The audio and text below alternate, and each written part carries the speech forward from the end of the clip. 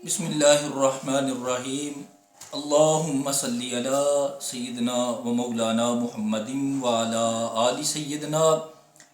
و اصحاب سیدنا و مولانا محمد وبارک وسلم۔ الصلاۃ والسلام علیک یا سیدی یا رسول اللہ وعلی آلک و اصحابک یا سیدی یا حبیب اللہ۔ معزز محترم سامعین کرام، السلام علیکم ورحمۃ اللہ وبرکاتہ۔ آئیے اج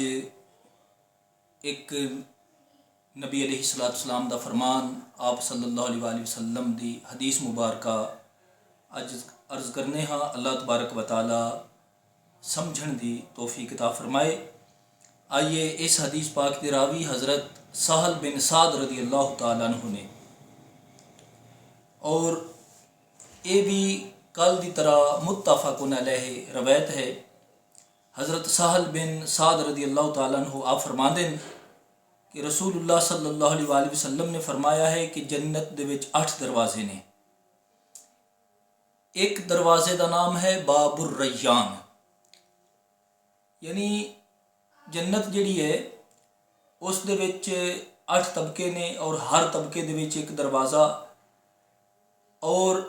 انہاں دروازاں دے وچوں ہر قسم دے نیک لوگ جنت دے وچ داخلہ فرمان گے۔ مثلا جڑے نمازی حضرات نے وہ باب الصلاۃ تو جنت دے دروازے دے وچ داخل ہون گے، اور جڑے حاجی حضرات نے وہ باب الحج تو یعنی حج والے دروازے دے وچوں جنت وچ داخلہ فرمان گے، اور حضور علیہ السلام دے امتی صدقہ و خیرات کرن والے وہ اس دروازے دے وچوں داخل ہون گے۔ بہرحال جنت دے 8 دروازے نے۔ میرے آقا علیہ السلام نے فرمایا کہ ہر بندہ ہر اس دروازے دے وچوں جنت وچ داخل ہوئے گا جس طرح دی اس نے عبادت کیتی ہوئے گی، لیکن آپ نے فرمایا کہ جڑے روزہ دار ہون گے انہاں دے واسطے ایک خاص دروازہ ہے جس دا نام ہے باب الریان۔ ریان دا مطلب یہ ہے تر و تازگی، سرابی، سبزی، اور یہ تر و تازگی دا دروازہ بڑا خوبصورت دروازہ۔ اس دروازے دے وچوں صرف وہ لوگ داخل ہون گے جنہاں نے دنیا تے رہ کے اللہ اور اس دے محبوب صلی اللہ علیہ وآلہ وسلم دی رضا دی خاطر بھوک اور پیاس نو برداشت فرمایا۔ تو اللہ تبارک و تعالی انہاں دی عزت اور تکریم دے تحت اللہ تبارک و تعالی روزہ داراں نو باب الریان دے دروازے دے وچوں جنت وچ داخل فرماوے گا، اور اس واسطے کہ یہ جڑا دروازہ ہے اس دروازے تے پہنچ دے ہی جنت دیاں بڑیاں خوبصورت نہراں ہون گیاں، پھل ہون گے، فروٹ ہوئے گا، اعلیٰ قسم دا سبزہ ہوئے گا، اور ایہو جے اللہ تبارک و تعالی انعام عطا فرماوے گا جڑے کہ ساڈے وہم و گمان دے وچ نہیں آ سکدے۔ روزہ دار چونکہ روزے دی حالت دے وچ او بھوک اور پیاس نو برداشت کردے نے، خاص کر بھوک دی نسبت پیاس نو زیادہ برداشت کردے نے، لہٰذا اس بنا تے اللہ تبارک و تعالی اس جنت دے دروازے دے وچ داخل فرماوے گا کہ جنت دیاں بڑیاں اعلیٰ قسم دیاں نہراں نے۔ حضور علیہ السلام دے او غلام جڑے کہ روزہ دار نے، اللہ تبارک و تعالی انہاں نہراں دا پانی پلاوے گا، اور اللہ تبارک و تعالی مسلمان نو روزے دار نو اس تو مستفیض فرماوے گا۔ تو ایک خاص دروازہ ہے جس کا نام ہے باب الریان۔ تو بہرحال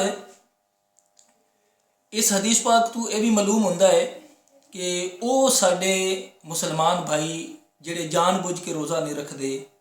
روزہ چور کہو یا روزہ توڑ کہو یا روزہ خور کہو،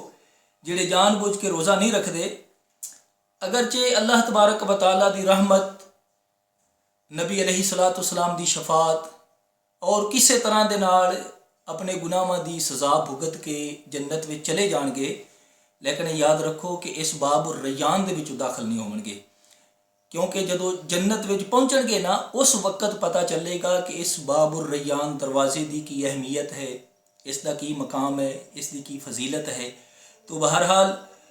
روزہ داراں دے واسطے ایک مخصوص دروازہ ہے جس کا نام باب الریان ہے۔ لیکن آئیے حضور علیہ الصلوۃ والسلام دے ایک ایسے بھی امتی نے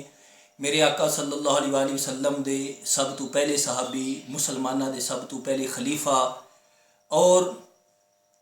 محبوب خدا صلی اللہ علیہ وآلہ وسلم دے سب تو پہلے یار، بلکہ بچپن دے یار، جوانی دے یار، حتیٰ کہ جناب والا سفر دے وچ، حضر دے وچ، حتیٰ کہ اج مزار دے وچ بھی امام الانبیاء صلی اللہ علیہ وآلہ وسلم دے نال تشریف فرما نے تاجدار صداقت سیدنا حضرت ابو بکر صدیق رضی اللہ تعالیٰ عنہ۔ تو آپ رضی اللہ تعالیٰ عنہ دا یہ اعزاز ہے، مقام ہے، آپ دا شرف ہے۔ باقی ہر بندہ جنت دے کسے ایک دروازے وچوں جنت وچ داخلہ فرماوے گا،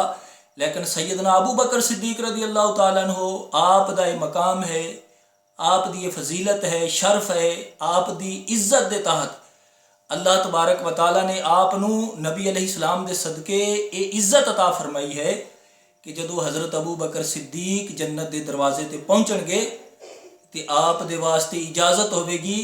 اے ابو بکر تیرے واسطے ساری آزادی ہے، تو جس دروازے تو چاہوے مرضی جنت وچ داخل ہو جا۔ اللہ تبارک و تعالیٰ نے تینوں یہ عزت عطا فرمائی ہے۔ تو اے باب الریان خاص مخصوص روزے داراں دا دروازہ ہے۔ اللہ تعالیٰ دی بارگاہ وچ دعا ہے اللہ تبارک و تعالیٰ سانو سب نو رمضان المبارک دے فیوز و برکات تو مستفیض فرمائے۔ اللہ تبارک و تعالیٰ اپنے محبوب دا صدقہ سانو سب نو عمل دی توفیق عطا فرمائے، آمین بجاہ النبی الامین۔